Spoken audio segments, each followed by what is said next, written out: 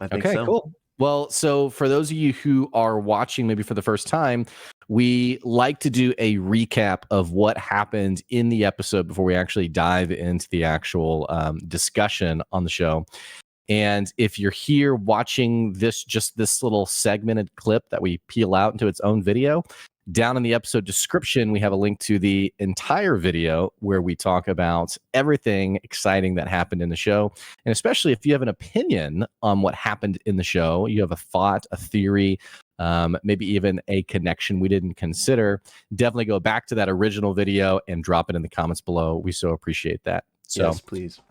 Having said that, let's talk about what happened in Critical Role Campaign 3, Episode 5. I wish we had like a banner or something that, like, you know, feels like there should be. Yeah, there definitely should be. Anyway, okay, let me grab my notes here. So, party picks up in this very precarious situation that we saw in the last episode where they've come up through this little winding staircase and sort of stumbled out in this large group meeting of people who are waiting for them. And this figure had walked forward and basically said, "This is not your luckiest day." And it seemed like they had been placed into a trap by the Shadow Baker, whether through offending the Shadow Baker, asking if he had pies, you know, all these different things that might have rubbed him the wrong way.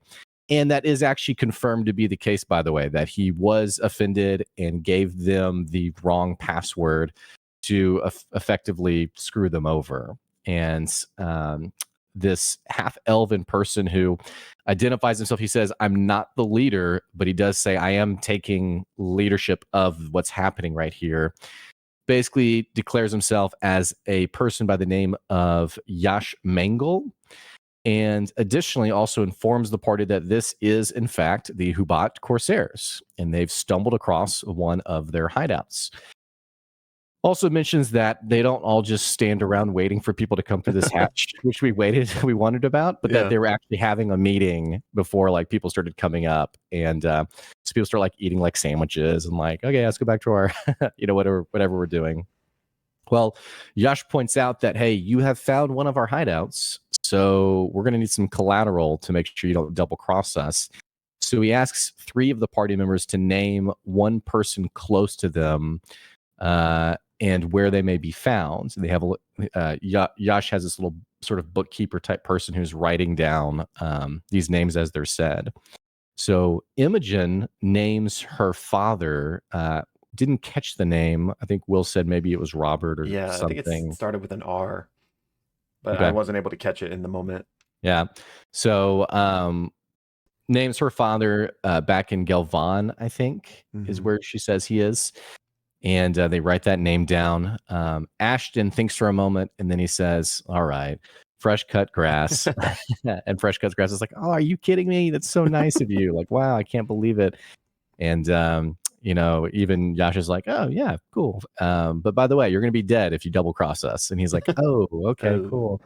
And then the third person, Dorian, who we think might be dropping some interesting details based on our Exandria video coming out next week. Dorian says, "Everyone I have of importance is right here with me," and seems to sort of dodge the question, which Yash actually respects and says, "Okay, somebody else can answer." And so he actually picks on Laudna. Again, you think you're getting a key detail, and Laudna says the same thing. "Everyone important to me is right here." And somewhat frustrated, Yash finally is like, "All right, fine. We'll just, the 2 names that you guys have given us so far is fine. And if you double cross us, just know that these people will, in fact, die." And they're like, "Oh, okay, cool." He mentions that, again, this is one of their hideouts. This is where they get together, chat, what have you. And the conversation is actually fairly friendly. Yeah. It seems like they do match the reputation that Esteros had described them to match in terms of like sort of this Robin Hood-esque noble thieving organization.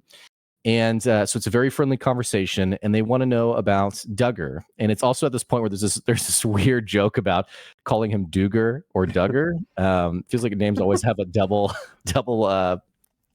possible pronunciation. Yeah. And they Yash basically says that, yeah, he did work with us. He doesn't anymore. He was always kind of a prickly person, but along about 6 months ago, he said he needed to go take care of something. He was gone for a few weeks. He came back, and that's when he started really sort of just wasting away, getting really creepy, really distant, to the point where he finally just said, "Hey, I'm actually going to quit the Corsairs." And they've been keeping tabs on him ever since. And they don't know why he's been wasting away. They don't really know what happened. But they do know where he lives, which was It started. Devon Devar. Was Yeah, that yeah. Devon Devar? It was something like that. Yeah. I can't find it. But I think it was in the Lantern Spire or the Core Spire. It's wherever It's the Lantern Spire because it's where Imogen and Laudna where they live. That neighborhood, right? Which they're familiar with, and so they're like, okay, wow, cool, that's easy. Basically, they decide, okay, we're gonna go check out more about this. And in talking to Yash, Yash actually asks, well, hey, by the way, who do y'all work for? Right. And there's this really the party is not on the same page. There's this back and forth. Should we say it? Should we do it? Dorian actually decides he's just going to yell the name out. And Ashton covers his mouth. He's like, no, like we can't say his name. Yeah. We agreed not to. Ultimately, they decide not to say his name, even though they say it amongst each other quite a few times. And then the party basically leaves to go to Duggar's house. And Yash also mentions that not to say the "we're here for the laughter" phrase anymore, because that's not a good phrase to say. Right. But instead to say, I don't remember. Do you remember? Yeah. We've come to loosen the snare. Yeah, so basically that's like the safe word rather than the "hey, please rob us, kill us" right word. As they're heading out, they said, you know what, Duggar really ripped us a new one, so let's maybe go to like a potion shop. And Ashton knows of one in the Elder Post called the Trove of Marwa, but he doesn't know how to get there. And Imogen spots this little, Matt describes it as a little cute little salesperson who has definitely a smoker's voice, yes. Hilarious. Yes. And says, yeah, do you know where the Trove of Marwa is? And she's like, of course, and leads them there. And Imogen realizes that she reads her mind and realizes that she's basically thinking like, oh, maybe Advik is going to give me a cut of this sale. It's very, very suspicious, but they realize they're heading to see Advik. And so they get to the shop, and Advik is the person who runs the shop and is very welcoming and very warm, which the party's definitely thrown by. And they're there to get some healing potions. Advik shows them a few that they can buy. They're even suspicious of that, but Fern actually dips her finger in and tastes it. And it's like, yeah, it's a healing potion. And then he also shows them these sending stones, which have this rune on it that if you rub, you can speak through it almost like a walkie-talkie. And they agree to buy that as well. Other than that, it's pretty uneventful, other than just like the deep tension of, we know that Ashton has some kind of bad deal with Advik. But as they leave, Ashton sort of smiles and realizes, okay, he doesn't yet know about what I've done that screws him over. So that might be the last time we see him, that it's very positive. They head over to the Lantern Spire to go to Duggar's home. And do you want to take it from there? Yeah. So, they got the description and the location of Duggar's place from Yash. And so taking that information, they head that way. And between Ashton and Imogen's familiarity with Drusar, they are able to eventually find this place. And it's one of many homes in this like multi-tiered like layer of neighborhoods, basically up one of the spires.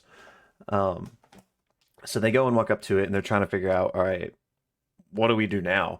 And basically, most of the party decides to go like one tier up above Duggar's house, so they can kind of have a better vantage point looking down upon it. While Imogen and Orem, who is staying with her, so she's not alone, is going to basically walk by and prestidigitation, knock on the door, and kind of keep going, and everyone else is going to see what happens. So that's the plan. So essentially, Imogen and Orem ding dong ditch Duggar, and uh, they go hide, and everyone's like, "All right, what's going to happen?" And nothing happens. Um, so they're like, "Okay," and so the rest of the party comes back down, meets up with Imogen and Orem, and uh, Imogen then decides to use her telepathic like probe to see if she can sense anyone inside, and she can't, but she can kind of smell this like awful like rot smell emanating from inside. And so they're like, okay, well, if no one's in there, let's go check it out. So they go up to the door and it's locked. And Ashton decides that they're going to try to pick the lock. But Fern is like, well, I'll turn into a rat. And she tries to like jimmy under the door. They're thinner than a quarter, so why not? Yeah. So she sees if she can like fit through the door, but she doesn't. She gets stuck by like the width of her skull and is stuck under the door while meanwhile Ashton's trying to pick it. And so Imogen actually grabs Ratfern and is able to yank her kind of just as Ashton is able to pry open the door. And while this is happening, one of those patrolling flight guards, Simmergs. Yeah. thank you, Simmergs, is kind of coming by. So it like all simultaneously that is like coming down and landing while the party like scurries inside, closes and locks the door behind them, and they're kind of like, did he hear us? And the guard like asks his mount. He's like, "Where'd they go, boy?" Um, but they are able to successfully elude him, and he takes back off. So now the party is inside Duggar's house, and it's a mess in here. There's well, one, it's dark, but Imogen casts her dancing lights and is able to illuminate different portions of the house, not the whole house at once, though. But they're able to see that there's like overturned furniture everywhere. There's like food strewn about in different places. And there is this goop, this oily residue covering almost everything in here. And FCG actually inspects this to see if he can tell what it is, but he cannot. So they continue looking around. They go into the other rooms, and they eventually find a hole similar to the one they found in that hotel room in the Weary Way, the one that led to the 1,200-foot shaft Right. that presumably shadow creepers, come out of. Right. So Fern, who is still a rat, decides to, since she can fit in this hole, decides to go in there and check it out. And Imogen tries to see if she can use her telepathic communication to still be able to talk to Fern in rat form, and she can. So they're like, "Oh, yay, we can still communicate." So Fern kind of serves as, like I forgot what they're called, but the scout, Out. Yeah. Thank you. Uh, Goes in there, and she eventually notices it starts to take a decline, just like the 1,200-foot one did. And so she's like, yeah, I should probably turn back. And then at that same moment, she starts to hear this like faint, weird, squeezing, liquidy sound. Flushing. Yeah, it's like gross. And she's like, what is this? And Imogen's like, I hear it too. You need to get out of there. So Fern starts backing it up, coming back out the hole. And basically, just as she like emerges, there is a face that appears like right behind her, and it's this pale, twisted face of Duggar, like squishing and squeezing and possibly through this like tiny tunnel, like a demon out of like Satan's birth canal, and he just bursts into the room, and boom, we're rolling initiative. So basically, we have this really long, intense combat with, it starts with Duggar like popping out of this hole and like his bones and stuff like shifting back into place. It's very grotesque. And, of course, it's Duggar, so he's calling these hordes of shade creepers to come assist him. And they basically come from different parts of the house. There are different holes in Duggar's house that they're pouring out of. And something we also learned during this fight is that they come out of him. Like at one point in the battle, a shade creeper like morphs out of his back and like plops to the ground, and everyone's like, ugh. And Duggar's just also like secreting potentially this goop everywhere. I don't know if it's necessarily the same thing, but Duggar is also like secreting a disgusting ooze. He's basically just gross all around. And So there's combat, and like I said, it's very intense, it's very dangerous because the party is outnumbered between Duggar and all these shade creepers at different times, and Right. these shade creepers still do explode upon death. So there's just a lot of um, danger happening here. And throughout the fight, actually, three different people are knocked unconscious. Fern goes down once, but FCG is able to heal her. Imogen goes down, but Orem is able to feed her one of those potions that they just bought from Advic. And then FCG actually goes down, and Dorian heals him. But eventually, Dorian is able to get the how do you want to do this on Duggar with a thunder wave, and it just disintegrates him to ash. Really Um, cool. it was. And then they still had several shade creepers to deal with after that. And there were a few close calls with some of those unconscious bodies, but they eventually dealt with it, got everything taken care of. But they could hear more shade creepers like coming, like in the walls and stuff. So combat is like over for the time being, but they're not necessarily out of harm's way. And so they're like, okay, what do we do? And Fern has this ring called a Stonky's ring, which we'll probably talk about a little bit in our episode. Yeah. And she uses Dang that. it. She uses that to telepathically move a crate in front of one of the holes, and Ashton jumps on and is trying to like cave in the wall with his mace. And then Orem, kind of inspired by that, uses his Arashari Gust to move another crate. He can't quite do it, but Imogen assists him with her telepathy, and they are able to move another crate in front of a wall. Mhm. And finally, Laudna comes up with her immovable rod and places it on one of the crates so that the crate can now not be moved away from Right. the hole. So they kind of have successfully, temporarily, plugged off the shade creepers. Um, Now that they're sort of safe for the moment, they decide to, look at through this house now that they have some time, and they don't really find anything. They, look every corner, nook, and cranny, but it's basically just either empty or normal household items you'd expect. Orem does loot Duggar himself, or at least the ash pile that remains of him, and he is able to get a small pouch, a coin purse, and Duggar's 3 weapons. Um, the party also collects some samples of the weird goop, and Fern actually takes a chamber pot because Fern, I guess. And they then they're like, okay, we need to get out of here. But they can tell that there's like a nosy neighbor outside that is like kind of wondering what's happening, having heard the ruckus. So Dorian walks out, his charming self, literally casts charms person on this neighbor, and kind of distracts them while the rest of the party leaves. And they end up heading to Estros's to fill him in, which they do just that. And he's kind of disturbed by learning all of this and says, you know what, I'm going to have my people look into it, see what they can find out about all of this. But he lets them know that his airship is still off on a mission or something, but he has chartered a different airship to take Bertrand's body to Whitestone. He just wanted them to know this. And he also wanted them to know that, he put out a bounty on the murderer of Bertrand.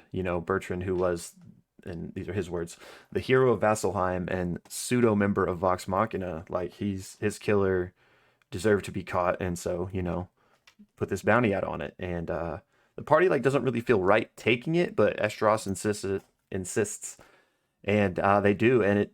We don't know the exact number, but it is around or over 1,000 gold. Yeah. It's a Um, big pot. yeah. So he's Big like, all gold. right, now go rest, and we'll be in touch. So they decide to head to the Spire by Fire to refresh and recharge. And FCG asks Esdras to join them, but he's like, no. And that's basically where the session ends. However, we do have a level up to 4, Yep. and everyone rolls their HP, which, real quick, just I know some people are interested in that. Ashton rolled a 12 on his HP, Dorian 5, Laudna rolled a 2, and her next level is in Sorceress. FCG a 3, Fern a 7, Imogen a 2, and Orem a 6. And Okay. that's episode 5. That's what happened. All right. Cool.